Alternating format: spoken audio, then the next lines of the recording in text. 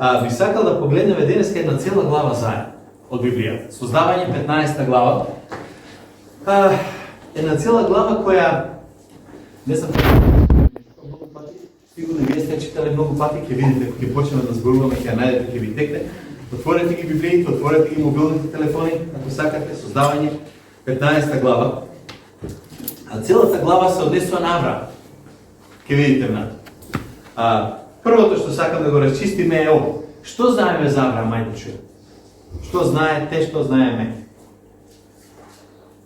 Ај неколку информации. Бил имотен човек, бил богат. Друго? Пријател Божи. Да, Библијата го нарекува Божи пријател. Друго? Татко на верата. Татко на верата го нарекува. Трето? Друго? Четврто? Има убава жена. Има убава жена, да. Сараја била толку убава што за малку ќе умрела, ќе го утепале Авраам за да му земе. Друго? Дека живеел Да, доби син по наследство.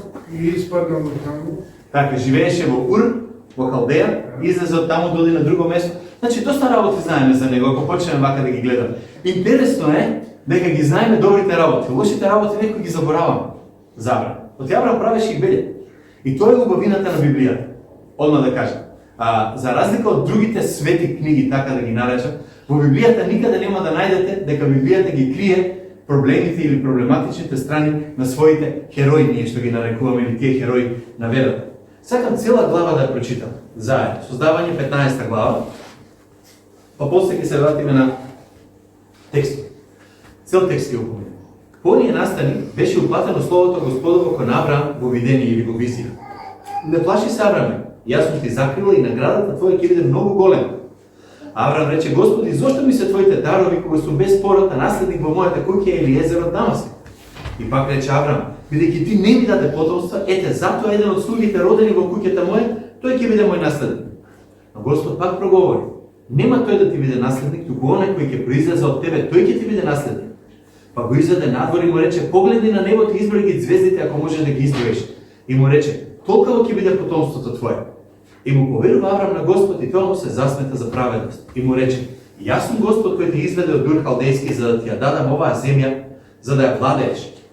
А тој, значи Авраам рече: Господи, Господи, пошто ќе познам дека ќе ја наследам?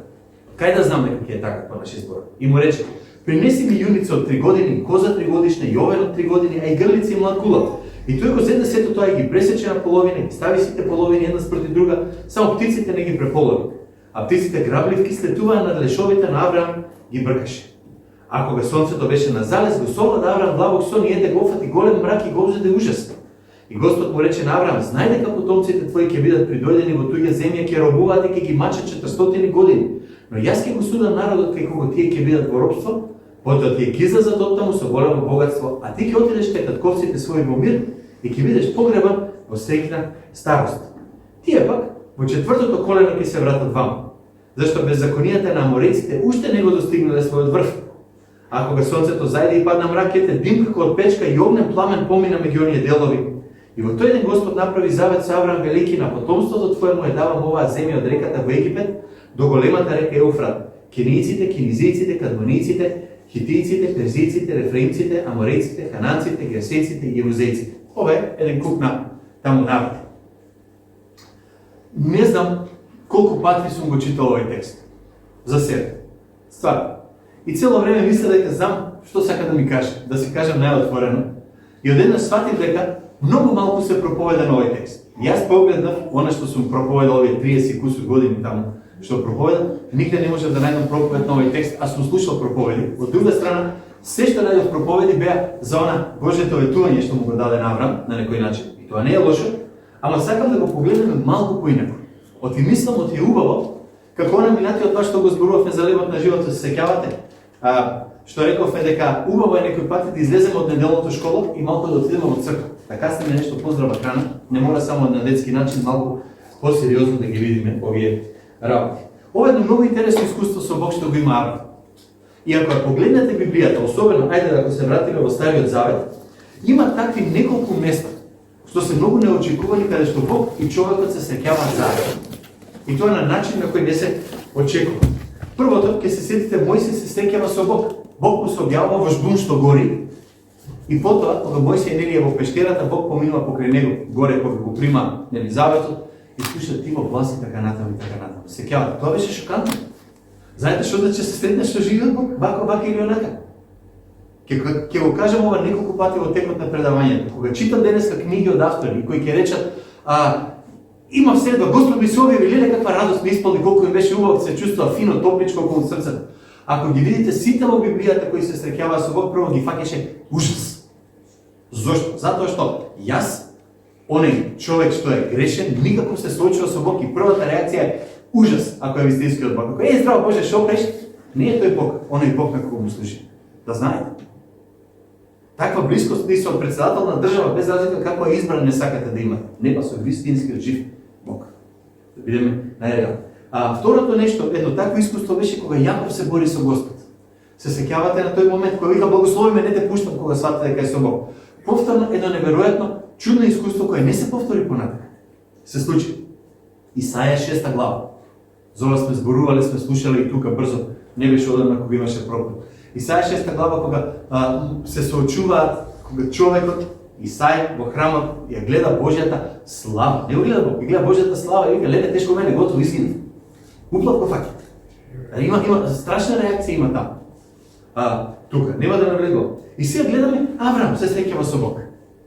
Има една средба, Бог неколку пати во овој текст му обеќава и му повтара едно исто.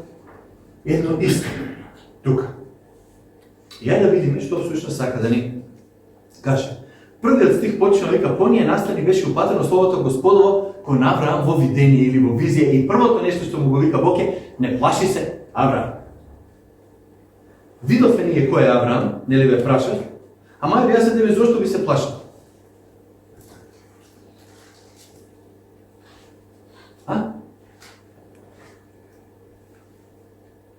Не се плаши.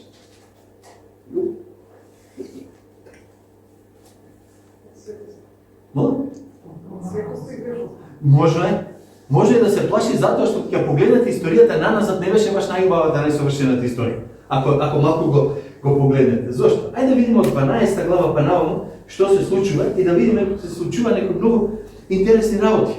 Во создавање 12 глава 1 до 4 стих му рече вика вака Господ. Му рече Господ на Авраам излези од својата земја и од родот свој и од домот на татко си, па појди во земјата што ќе ти ја покажам јас. А од тебе ќе направам голем народ, ќе те благословам и името твое ќе го прославам и ти ќе бидеш благословен. Ќе ги благословам оние што тебе ќе те благословуваат, ќе ги прокламам оние што тебе ќе те прокламуваат и преку тебе ќе бидат благословени сите народи на земјата. И во Евреите читаме вика и Авраам тргна да оди не знаејќи каде оди. Така, таму. Што беше проблемот? Да знаете. Бог му вика Аврааме излези. Авраам вика нема проблем, ќе го земам татко ми, ќе го земам внук ми со мене.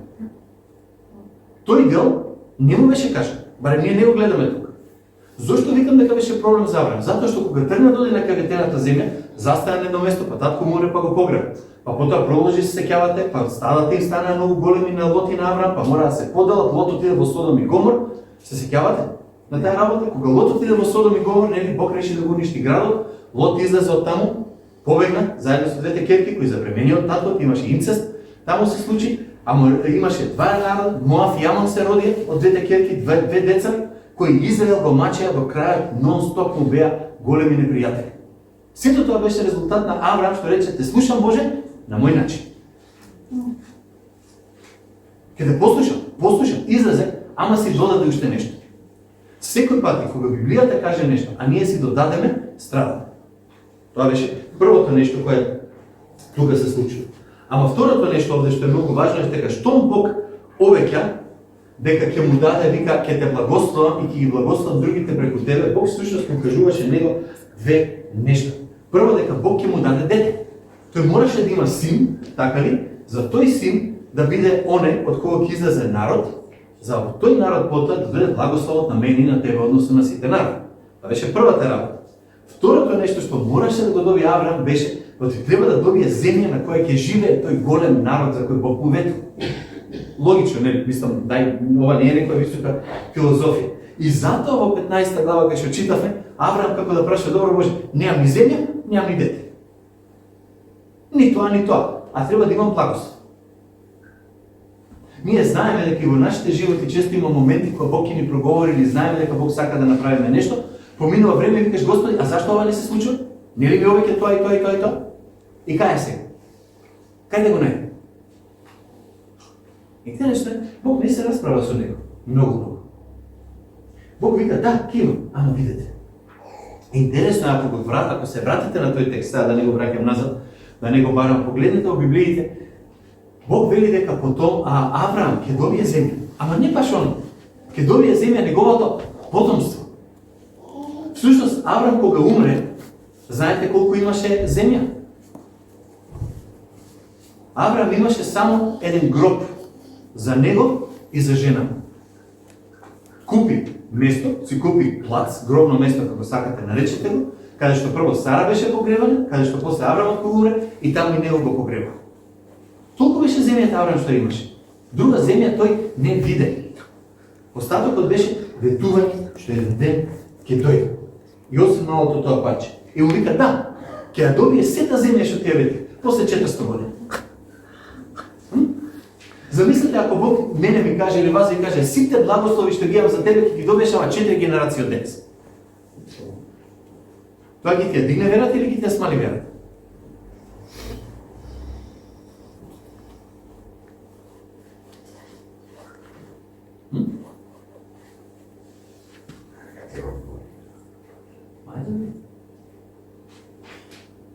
Ќе се разочараш? За мене ќе ми ја намали, ќе се разочарам, ќе ама ман Господи, јас треба да верувам, тој по мене треба да верува, моето дете, мојот внук, мојот правнук да верува, па дури тогаш да видам исполнување на ветувањата, аман. Таа беше ситуацијата на Авраам. Точно тоа беше неговата ситуација, тоа беше местото на кое тој беше ставен. Ние викаме на Авраам му вети и Авраам вика супер Боже, јас си живеам по ветување. Да, ама после 400 години ќе ти го исполнам. Ај живеј така со такво ветување. Нема проблем, ќе си купиш стан по 400 години. И работа. Ќе добиеш работа по 400 години. Ќе имаш многу имот по 400 години. Ќе те благословам со внуци, со деца, со правнуци по 400 години. Фала. Ако може денес, ако може вчера, уште поа, иначе не бива работа. Не е лесно. И затоа, значи ова го поминав да го даде син и земјата тука, и тој прашува, добро Боже са, кај е земјата? Кај е детето? Пак во 17 глава, ако отидете малку покасно, ќе го видите истото. И тука дури во 17 глава Авраам се буни. Знаете, вика, Боже, јас сум 99-100 години. Жена ми е вика на 90 години. Тука. Јас дете немам. И го и што е проблемот се? Ај ставете се во таа ситуација. Ние викаме средовечен сум бил, имам 55 години. Како средовечен? Треба 110 да живеам за да сум средовечен на 55. Вика 90 години имам. Ние немаме толку стар човек тука. 100 години имам. Вика немам. Вика е добро дете, што е проблем? Па не си го исполнил, вика ветување. И? Господ, не ми веруваш? Ајде, да не водиме тука подлабоко. 25 години чекаше Авраам до овој момент. Од моментот кога значи се случи да му даде Бог ветување, до овој момент во 17 глава помина 25-26 години тука некаде. И Бог вика и ајде ме Авраам на 75 години, вика и така и така.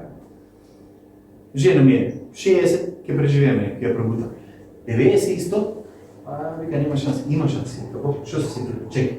И најпосле се роди Исак. Ќе се сетите. И таман се роди Исак, Бог му вика Аврааме во 22 глава, тој одговори, еве ме, Бог продолжи, земи го твојот син единец Исак, што многу го сакаш, оди во земјата Морија и принеси го таму како жртва сепаленица на една горичка, на една таму гора, што ги ќе покаже.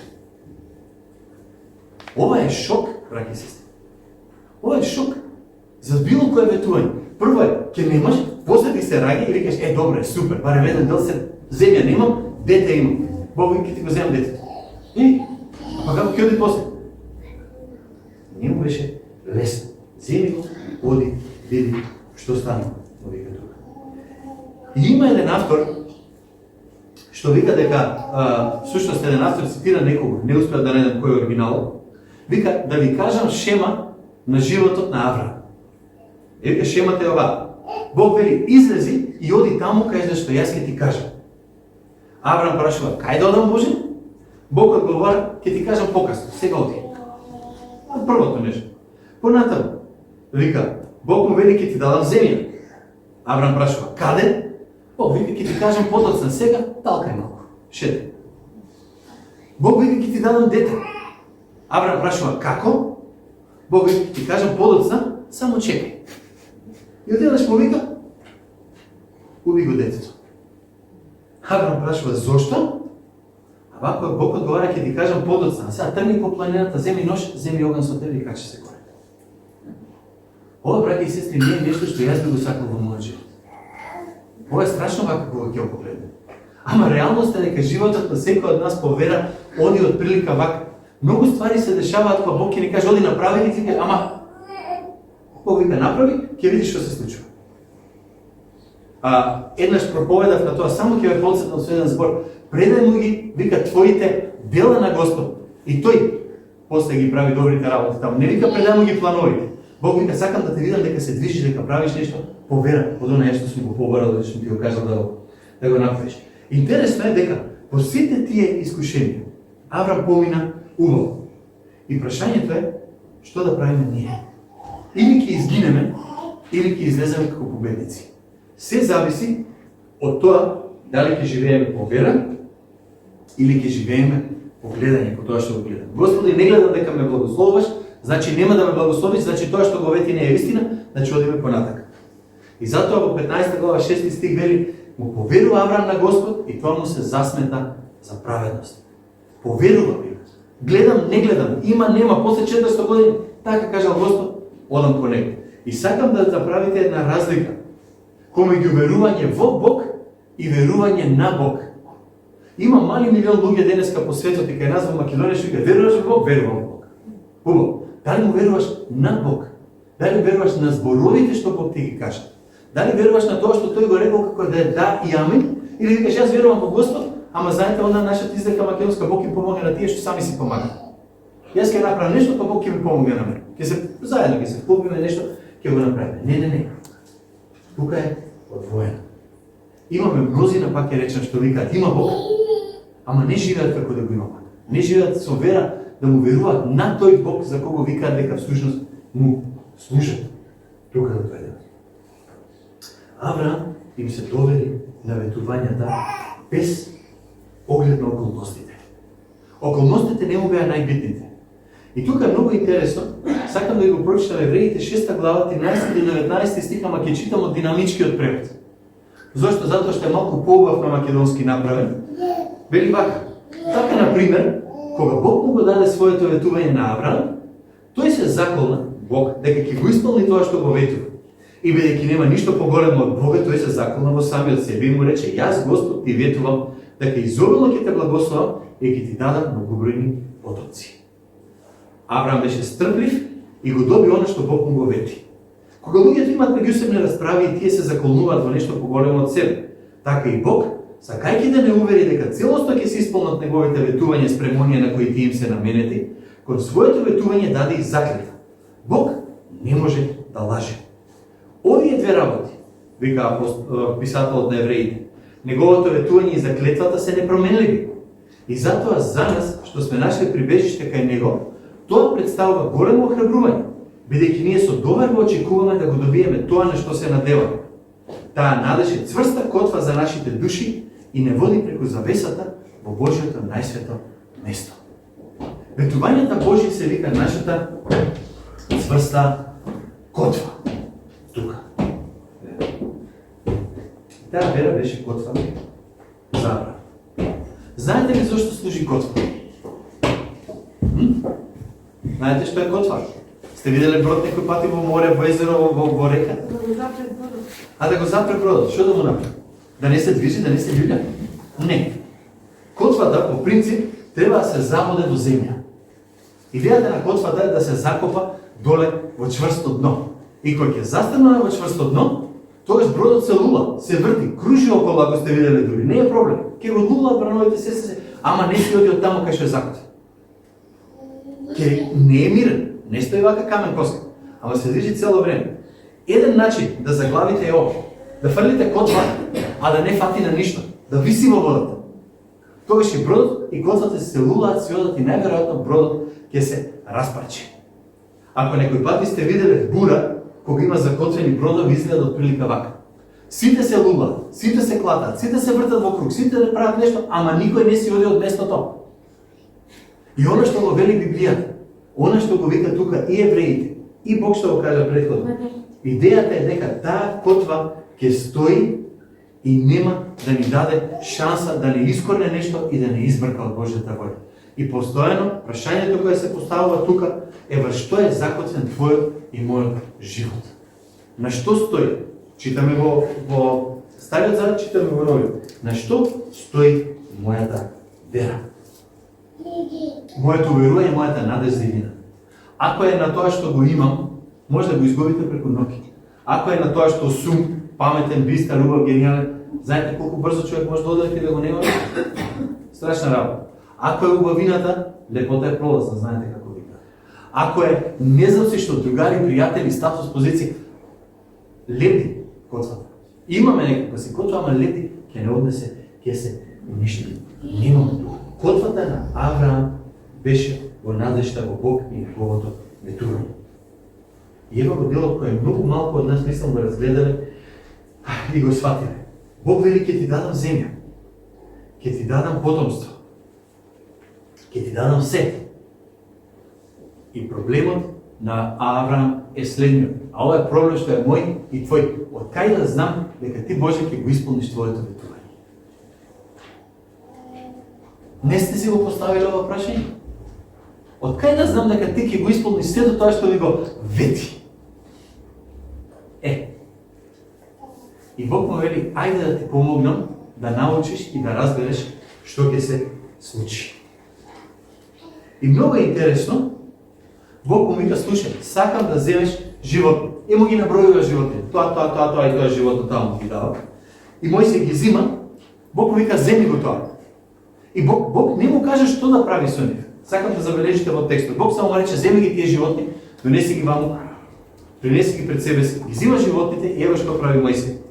Ги зеде сето тоа, ги пресече на пола, ги стави сите половини една спроти друга, само птиците не ги преполови, а птици грабливки слетува на лешевите, но Авраам ги бркаше. Вели тука. И од денешна перспектива, ова е многу нејасно.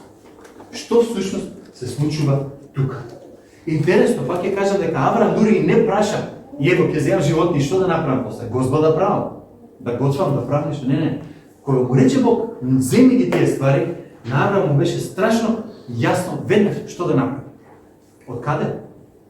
Има некои книги, ако ви интересираат, кај мене ги имам во библиотека, кои зборуваат за обичаите и традициите во Стариот Завет. И за времето или во тие денови, тие места таму, што се случувало. Всушност, секогаш, кога требало да се склучи завет, морало да се направи одредена процедура.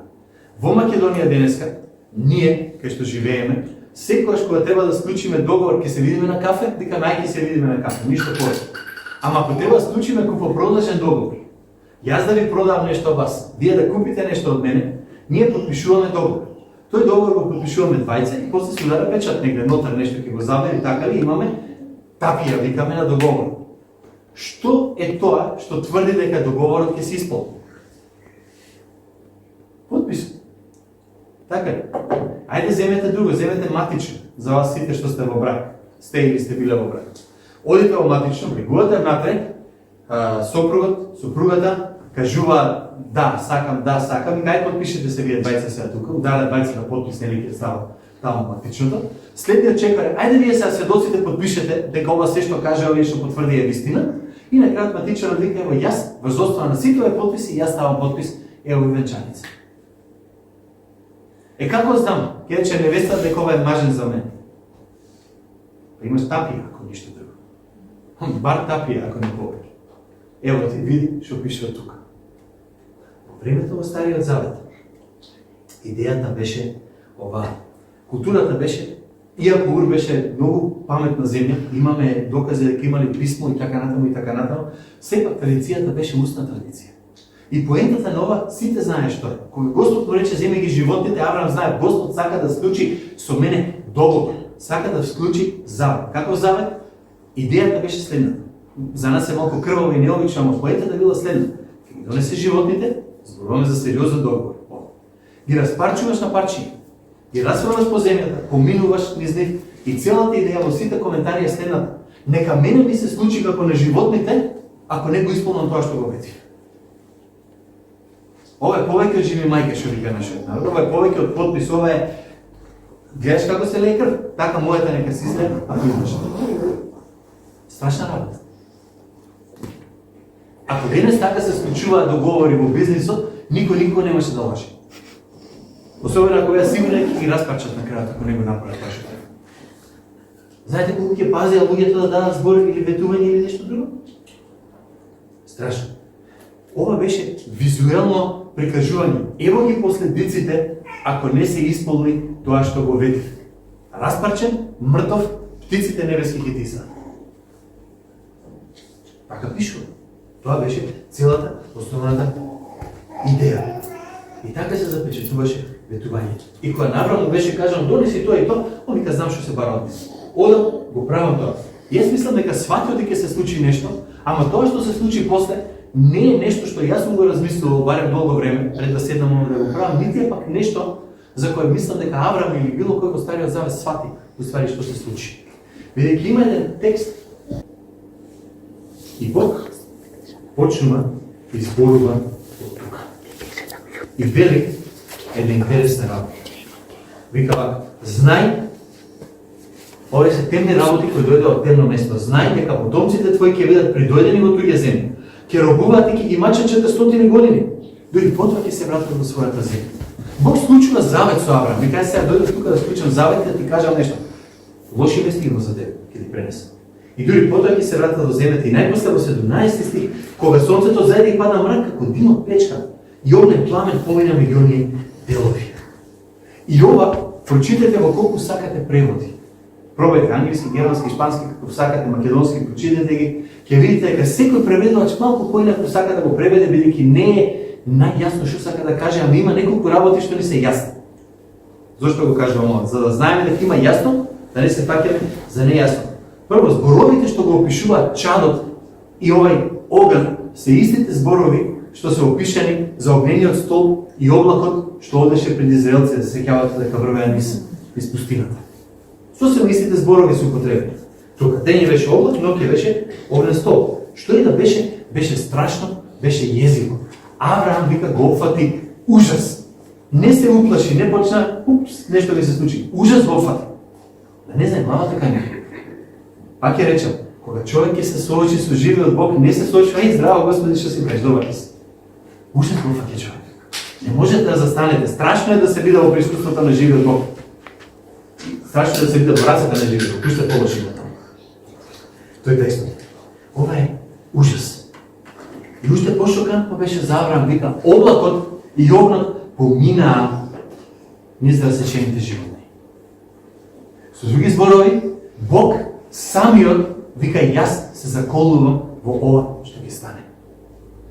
Јас давам ветување да веќе не сум Бог, да умрам, да бидам уништен, да бидам распарчен, да ме нема, никој да не ми верува, ако не го исполнам тоа што го ветив. Ова е ветувањето кое Господ го става тука. И всушност, браќа и сестри, ова е целото Евангелие. Јас ветувам во се што сум јас, дека ќе се случи се што сум ветил. Ни помалку, ни повеќе. Помалку, ни повеќе. Во Еремија има еден текст 34:18, вика, ќе ги предадам оние што го престапија заветот мој, не ги исполнија зборовите на заветот, што го склучија преледицата моја, откако пресекоа теле на две половини, вика, и мина ми ги расечените делови, јудејските кнезови, јерусалимски кнезови, дворјаните и свештениците и сиот народ на земјата, кои мина ми ги расечените делови на телето. Во Еремија зборува, всушност ги подсетува израелците подоцна, Мојсей помина преку расечени животи.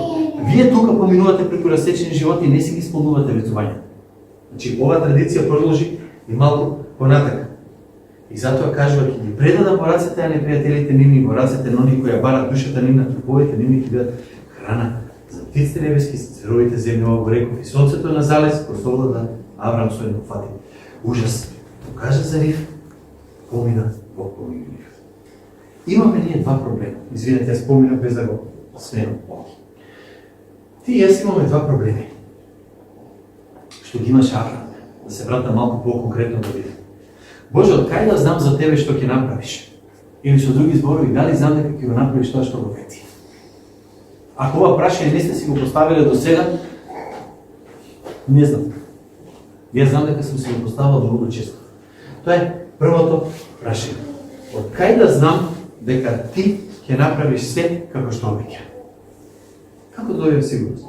Второто, исто толку важно прашање е следното. Како да знам, Боже, дека јас нема да го оплескам мојот дел од договорот? Ајде, тебе ќе ти верувам како Господ. Никој овде нема да каже верувам дека Бог знае да лаже. Ама, како да знам дека јас ќе го исполнам мојот дел од договорот во ова што се случува? Како тој дел да го знам?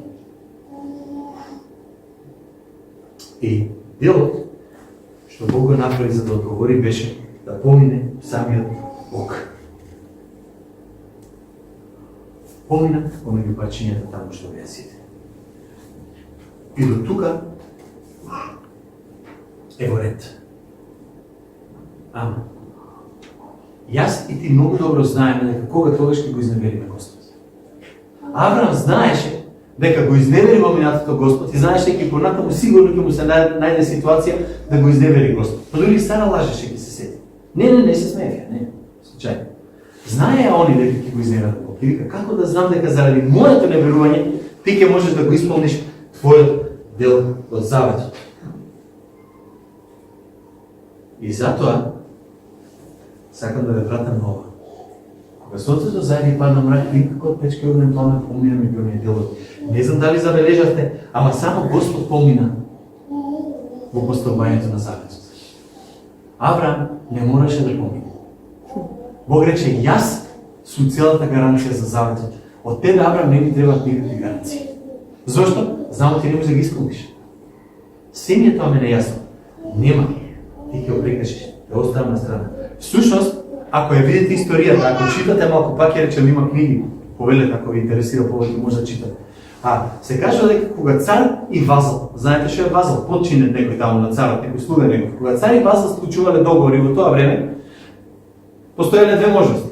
Или царот и вазалот поминува, нели, преку расечените животни даваат ветување, нели го потврдуваат договорот, или само вазалот, само слугата ќе помине царот дека ај докажи дека е така, овој ќе помине и вика ти мене ќе ми веруваш како на цар, а ти мора да се заколнеш. Убаво. Оде интересно, Бог, создателот на небото и земјата, оне што создал се, оне што се држи во своите раце, вика само јас го запечатувам завет. Луѓето не ми треба. Целиот печат за целото ветување, сето обеќање е моје. Ти и јас немаме апсолутно ништо со тоа. Бог, како да му каже на Авраам, јас давам завет за нас двајцата. Пак ја речам, ова е целото Евангелие. Спасението и христијанството не е заедничка работа. Спасението во христијанство не е Бог и моите дела. Спасението не е Бог и сето она јас што го направи. Спасението, овој текст патем, имајте го на ум секогаш кога некој ќе ви каже, знаете, Бог вика нема никогаш да ги пуштам од раката моја, а што ако јас се испуштам некој од раката Божја? Тој аргумент многу пати ќе го чуете од луѓе што кажат, тој беше верен, па отпадна од спасението. Не. Во спасението нема Бог и јас, има Бог и никој друг.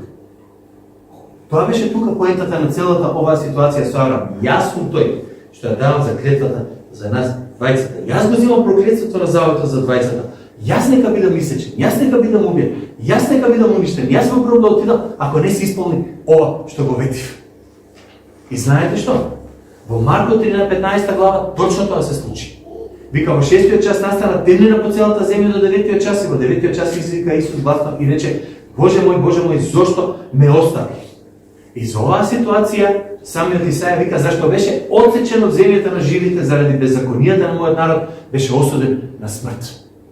Христос умре во тој завет што го даде Бог за да го земе твоето и моето место.